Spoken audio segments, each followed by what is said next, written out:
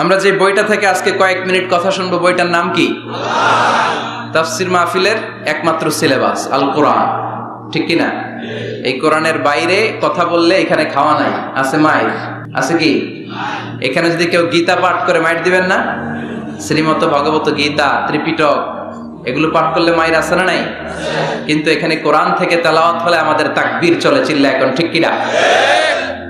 এজন্য আমরা এই বইটা থেকে কথা বলার চেষ্টা করি, এই বইটা দিয়ে মানুষকে আলোকিত করবার চেষ্টা করি, কারণ কোরআন এসেছে মানুষকে আলোকিত করতে। কোরআনের আরেক নাম হচ্ছে নূর। কোরআনের আরেক নাম কি? নূর মানে লাইট। এজন্য রব্বুল আলামিন বলেন, কিতাবুন আনজালনাহু ইলাইকা লিতুখরিজান NASA Minaj যুলুমাতি ইলান Noor. O Muhammad, I've revealed this holy and sacred book unto you in order to lead the mankind out of darkness into the light. ও নবী, কেন এই কোরআন পাঠালাম জানো নাকি? শোনো, অন্ধকারের জন্য মানুষগুলোরে আলোর পথে নিয়ে যাওয়ার জন্য, বামপন্থী গুলারে ডানপন্থী বানানোর জন্য, জাহান্নামী গুলারে জান্নাতে পাঠানোর জন্য। পড়েন ঠিক কিনা? কোরআন পড়লে কেউ বামপন্থী থাকতে পারে না, পারে? জাহান্নামী থাকতে পারে না, পারে? অন্ধকারে থাকতে পারে না। তাকে আলোর পথ দেখায় কে? আল্লাহ। কারণ কোরআন নিজেই তো আলো। হেরার গুহা থেকে বিশ্বনবী আলো নিয়ে এসেছেন, গোটা বিশ্বটাকে আলোকিত করে দিয়েছেন। Up to the day of judgement, কিয়ামত পর্যন্ত এই আলো ছড়াতেই থাকবে, ছড়াতেই থাকবে, ছড়াতেই থাকবে। কারো মুখের ফুৎকারে আলো কখনো নিভে যাবে না, চিল্লা এখন, ঠিক কিনা? পৃথিবীর কোন অপশক্তি কোরআনের আওয়াজকে থামিয়ে দিতে পারবে না। ওয়ালা বাইতা ওয়াবার ওয়ালা মাদার, কোন ছনের ঘর, পাকা ঘর, টিনের ঘর, জঙ্গল, পাহাড়, পর্বত, এমন কোন জায়গা থাকবে না যে জায়গা থেকে আল্লাহু আকবার ধ্বনি উচ্চারিত হবে না, চিল্লা এখন, ঠিক কিনা? এজন্য ইসলামের পক্ষে থাকলে লাভ না লস? আর ইসলামের বিপক্ষে গেলে সব শেষ। বিশ্বনবীকে আল্লাহ তাআলা পুরো পৃথিবীটাকে ছোট্ট করে, কনসাইজ এন্ড প্রিসাইজ করে, মিনিয়েচার করে বিশ্বনবীকে দেখিয়েছেন। মুহাম্মদ, দেখো, this is Asia, this is America, this is Africa. পুরো মহাদেশ গুলো দেখিয়েছেন, গোটা বিশ্বটাকে বিশ্বনবীর কাছে ছোট করে দেখিয়েছেন। আর বিশ্বনবী বলেছেন, যত দূর জায়গা আমি দু চোখ দিয়ে দেখেছি, তত দূর জায়গায় কালিমার বাণী পৌঁছে যাবে। অনেকে চায় কোরআনের আওয়াজকে মাটির নিচে পুঁতে ফেলতে, ইসলামকে মাটির নিচে পুঁতে ফেলতে, কিন্তু ওরা জানে না ইসলাম হচ্ছে বীজের মতো, চারা বীজের মতো। চারা বীজ মাটিতে পুঁতে দিলে কি হয়? আবার উপরের দিকে ওঠে। সুবহানাল্লাহ পড়বেন না? এজন্য কাফিরদের হুঙ্কার, হুমকি, ধামকি, রক্তচক্ষু আর ষড়যন্ত্রের কবলে কোরআনের কিচ্ছু হবে না, বরং গোটা বিশ্বব্যাপী কোরআনের জয় জয়কার। হাজার হাজার হিন্দু, খ্রিস্টান, বৌদ্ধ কালিমা পড়ে মুসলমান হয়ে যায়। After the Twin Tower attack, the number of Muslim community already have been doubled, tripled, multiplied.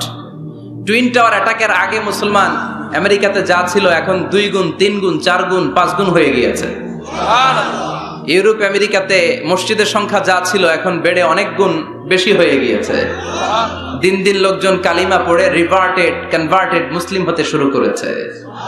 এটাই প্রমাণ করে এই কোরআনের বিজয়কে ঠেকাবার মতো শক্তি মহাবিশ্বে কারো নাই। চিৎকার করে বলেন ঠিক কিনা?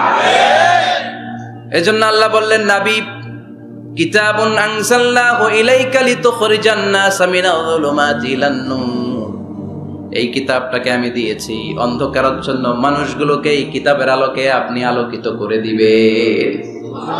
জাহেলি যুগের ওমরকে আপনি গোটা বিশ্বের সেরা ওমর বানাবেন। যে ওমর বিশ্বনবীর কল্লা কাটার জন্য তলোয়ার নিয়ে বিশ্বনবীর কাছে এসেছিল, ওই ওমরকে ইসলামের ছায়াতলে এনে ইসলামের খলিফা বানিয়ে দিয়েছে কে? তাইলে ইসলামের আগের ওমর, পরের ওমর পার্থক্য আছে না নাই? ওমরের জীবনটাকে আলোকিত করেছে যেই পুস্তকটা, যে বইটার নাম সবাই বলেন কি নাম? এই বইয়ে কোনো ভুল আছে? সন্দেহ আছে? সংশয় আছে? This is the book whereof there is no doubt in it, no suspicion in it. There is no doubt in it, and a guidance to those who are muttaqin, who are muslimin, who are the believers. এই কোরআনে কোনো ভুল নাই, কোনো সন্দেহ নাই। মুত্তাকিনদের জন্য আল্লাহ তাআলা হেদায়েতের মেথোডোলজি করে এই বইটাকে পাঠিয়েছেন। পড়েন সুবহানাল্লাহ।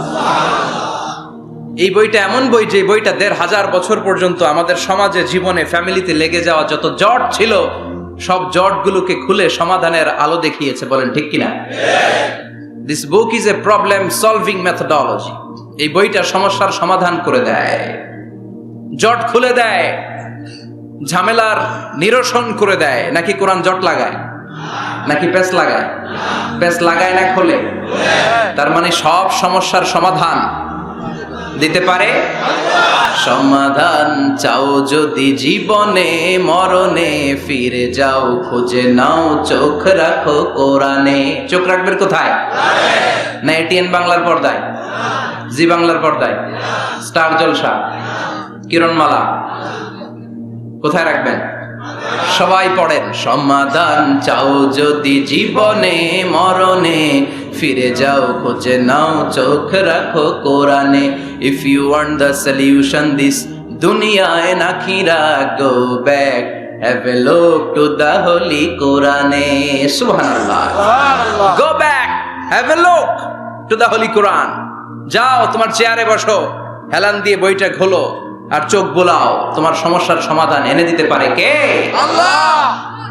এজন্য এই কিতাবটা এমন কিতাব, এই কিতাব থেকে প্রেসক্রিপশন না নিলে সমাজটা সুন্দর হবে না। এই কিতাব থেকে প্রেসক্রিপশন না নিলে জীবনটা সুন্দর হয় না। এই কিতাব থেকে প্রেসক্রিপশন না নিলে দুর্নীতি দমন কমিশন দিয়ে দুর্নীতি বন্ধ করা যায় না। জোরে বলেন ঠিক কিনা?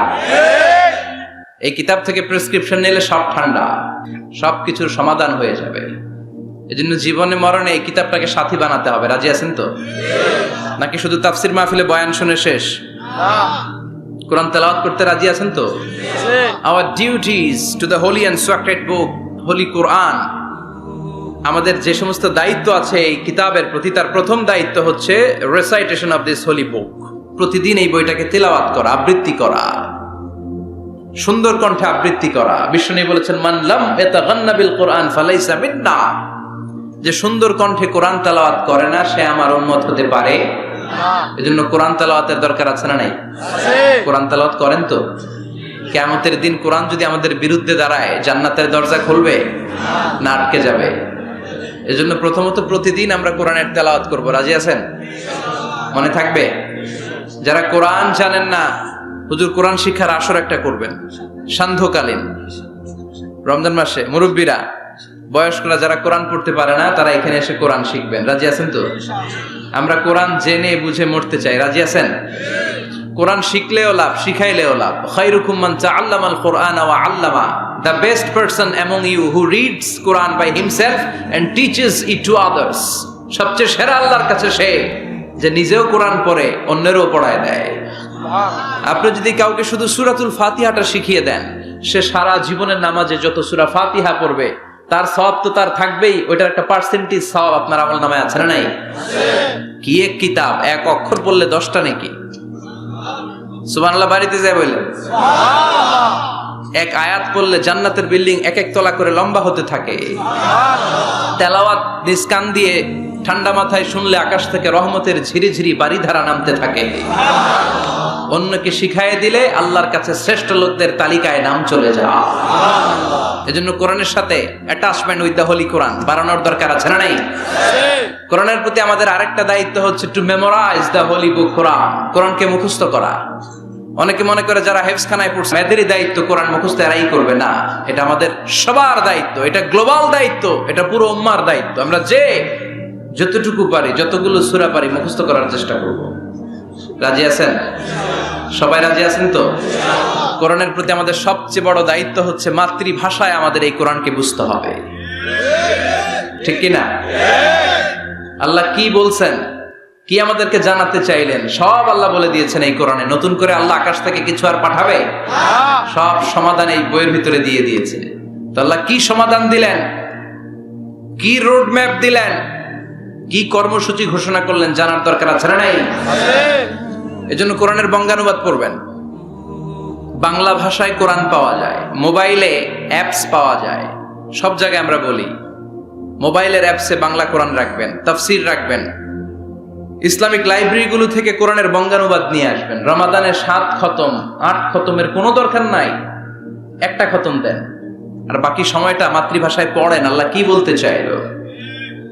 আল্লাহ কসমোলজির কথা, জিওলজির কথা, বায়োলজির কথা, এমব্রয়োলজির কথা, বুটানির কথা, হিউম্যান অ্যানাটমির কথা, এমন কোনো বিষয় নাই যে বিষয়ের ব্যাপারে আল্লাহ কোরআনে কোনো কথা বলে নাই। পড়েন সুবহানাল্লাহ।